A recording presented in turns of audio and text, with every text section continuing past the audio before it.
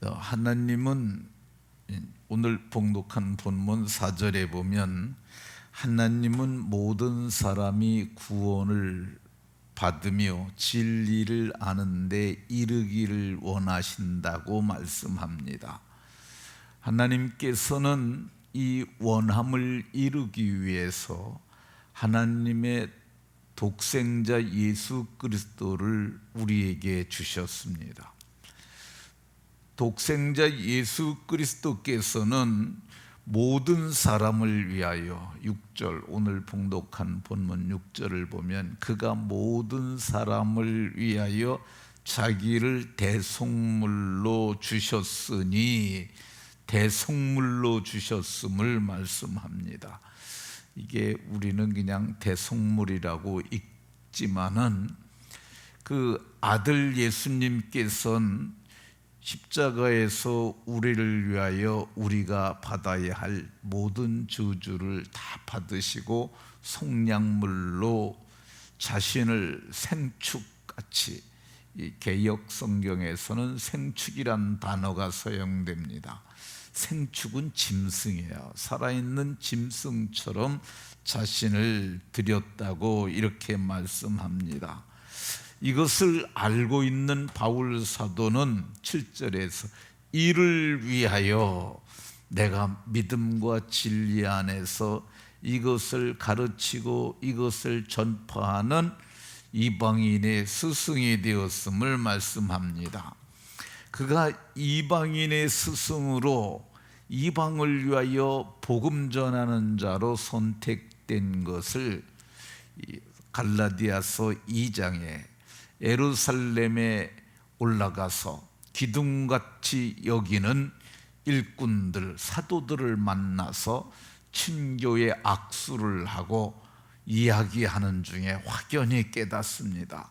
그래, 저들은 저러니까 유대인에게로, 나와 바나바는 이러니까 이방인에게 가게 하셨구나, 이걸 깨닫습니다. 바울 사도는 자기가 이방인의 스승이 되었던 이유를 에베소 3장 8절에서 한 번 더 선명하게 말씀하는데, 모든 성도 중에 지극히 작은 자보다 더 작은 나에게 은혜를 주신 것은 측량할 수 없는 그리스도의 풍성함을 이방에게 전하게 하려 하셨음이라고 이렇게 말씀합니다. 측량할 수 없는, 깊이를 측량할 수 없고 넓이를 측량할 수 없는 그리스도의 풍성한 은혜를 저들에게 알려주려 하셨다고 말씀합니다. 이 그리스도의 풍성한 측량할 수 없는 은혜는 사실 우리가 상상조차 할 수 없을 정도로 깊고 넓습니다. 어제는 우리가 하늘의 시민권에서 말했는데, 오늘은 빌립보서 3장 21절에 말씀하고 있는 그가 만물을 자기에게 복종하게 하실 수 있는 자의 역사로 우리의 낮은 몸을 자기의 영광의 몸의 형체와 같이 변케 하실 것을 말하려고 합니다. 오늘 성경이 얘기하는 이 얘기는 우리가 상상조차도 할 수 없는 얘기입니다. 우리는 상상할 수 있어요. 하늘을 나는 것을 상상할 수도 있고, 우리가 별들의 세계를 가는 것, 그런 것들도 상상할 수 있어요. 그걸 공상소설이라기도 하고, 그걸 과학적으로 어떻게 납득해 보려고 하는 것이 공상과학소설이라고도 합니다. 그런데 오늘 성경이 말씀하고 있는 것은 사람이 상상조차도 할 수 없는 것이라고 저는 생각을 합니다. 왜 그러냐면 사람이 상상이라는 것도 그래도 납득이 갈 수 있는 것을 상상하잖아요. 근데 인간이 나이 들게 되면 늙고 늙으면 죽고, 근데 아무리 대단한 사람이라 할지라도 죽을 때는 초췌하고 초라하고, 그리고 마침내 그냥 죽습니다. 우리가 그 죽은 시체들을 어떻게 처리합니까? 땅에다 묻기도 하고 불로 사르기도 하잖아요. 근데 3일 전까지만 해도 멀쩡하셨던 분이 한 줌의 재가 되어서 오는 것을 보면서 우리가 여기에서 어떻게 상상이나 소망이 있을 수 있겠어요? 그런데 성경은 우리에게, 바울 사도는 우리에게 우리의 낮은 몸이 그리스도의 영광의 몸의 형체와 같이 변할 것을 말씀하고 있습니다. 근데 이 바울 사도가 우리에게 가르쳐 주신 이 영적 지식, 이 신적 지식은 사실 예수님에게로부터 시작이 되었습니다. 예수님께서는 누구도 상상할 수 없는, 2000년 전만 해도 과학이라는 것이 별로 없었잖아요. 그냥 물리적 이해 정도만 있었는데 예수님께서 내가 장사된 지 사흘 만에 살아나리라, 그런 말씀하셨어요. 근데 그 말씀 들었음에도 불구하고 누구도 믿지 않았어요. 왜 그러느냐 하면 사람이 어떻게 죽었는데 다시 살아나느냐, 그래서 믿지 않았어요. 그래서 이 예수님을 장사를 확실하게 하려고 향품을 사가지고 갔던 여자들만 그 현장을 목도했어요. 그래서 예수님을 찾았는데 천사가 말하기를 그가 말씀하시던 대로 살아나셨느니라, 말씀하시던 대로 살아나셨다고 말했어요.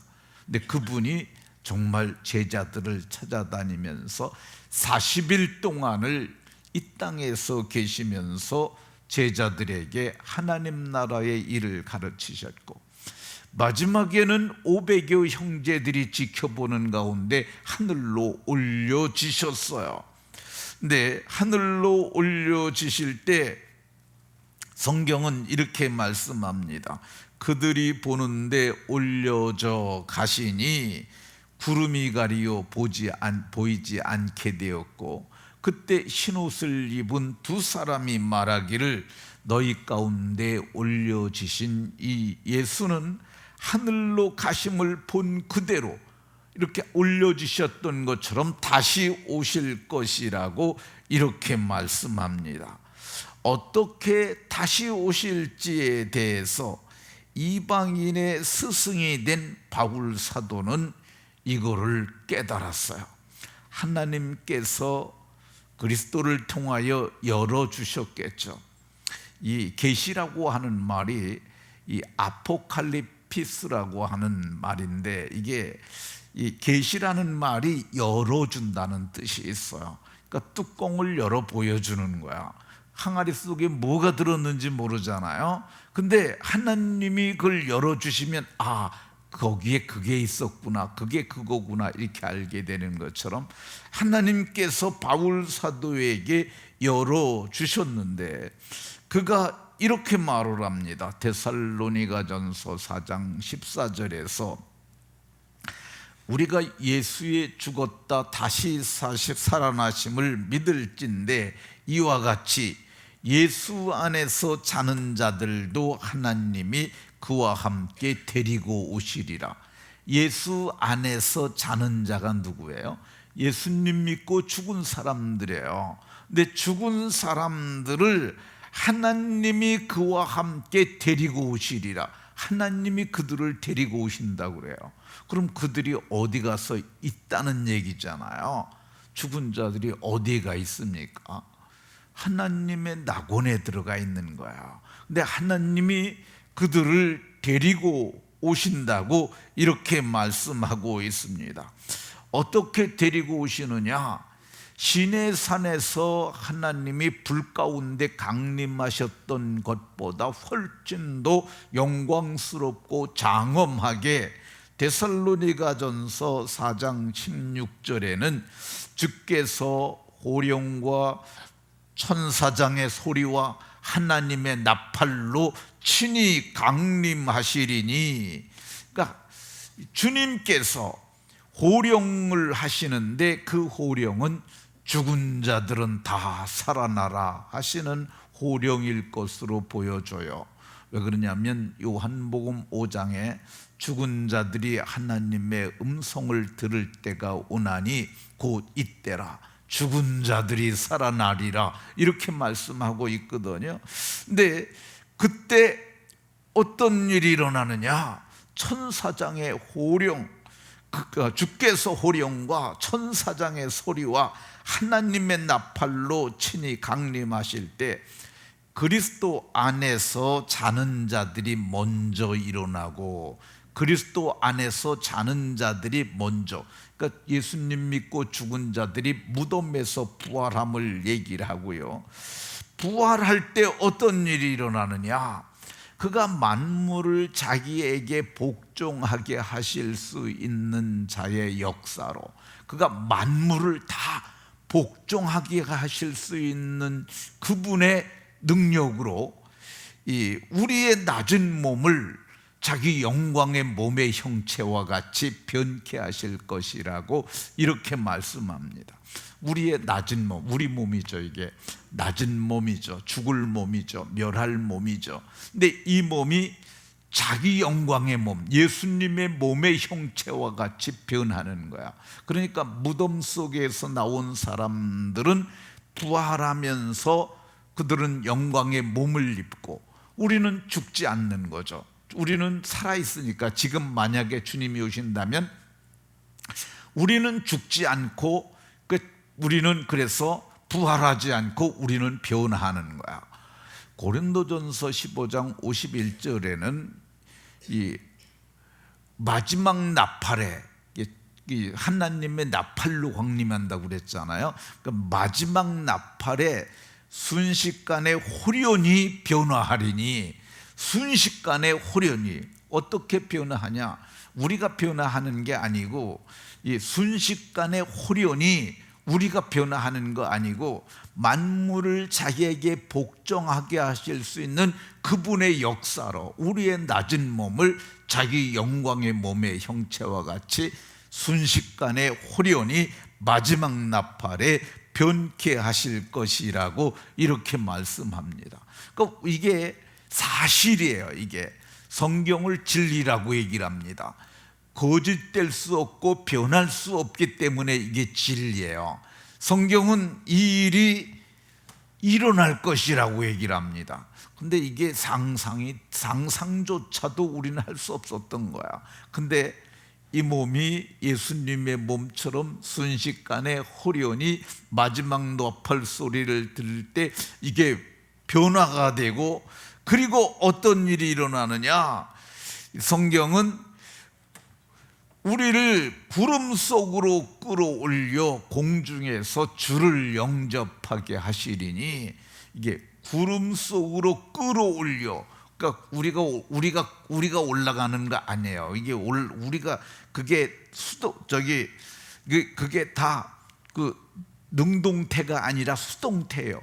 그러니까 우리가 하는 것 아니고 구름 속으로 그분이 끌어올리는 거야. 그래서 끌어올리는 걸 끌휴 당길 거, 한문으로 끌휴 당길 겁니다. 그래서 휴거가 돼서 우리가 주를 영접하게 하시고 그와 우리가 항상 함께 있을 것이라고 이렇게 말씀합니다. 이 진리를 주께 받은 바울 사도께서 누구에게 먼저 가르쳐줬느냐? 유대인에게 먼저 가르쳐준 게 아니에요.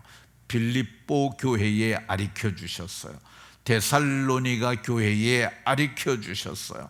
그리고 이거를 책으로 기록되게 하셔서 오늘 저와 여러분들도 알게 하셨어요. 우리는 복음의 이방인들이었는데 우리와 같은 행전교회 권속들도 우리의 낮은 몸이 그리스도의 영광의 몸의 형체와 같이 변할 것을 알게 하셨고, 그래서 상상조차 안 되는 거지만 그분을 믿기에 우리가 그런 소망을 갖게 하셨고, 그래서 우리가 이방인의 스승 되시는 바울 사도로 말미암아 놀라운 진리를 얻었으므로 영광을 바라고 즐거워할 수 있는 줄로 믿으시기 바랍니다. 우리가 이 소망을 가졌으니까 날마다 어떻게 살아야 되겠어요? 이 고린도전서 15장 마지막 절에는 흔들리지 말라고 얘기를 합니다. 이게 진리고 이것이 답이니까 흔들리지 말고 견실하여 하나님께 감사하며 주를 섬기는 성도가 되라고 말씀합니다. 저와 여러분들이 정말 상상도 할 수 없는, 측량할 수 없는 은혜를 받았으니 이 은혜를 바라고 즐거워하며 사시다. 그날에 모두가 영광의 몸을 입는 역사가 있으시기를 예수 그리스도의 이름으로 축원합니다.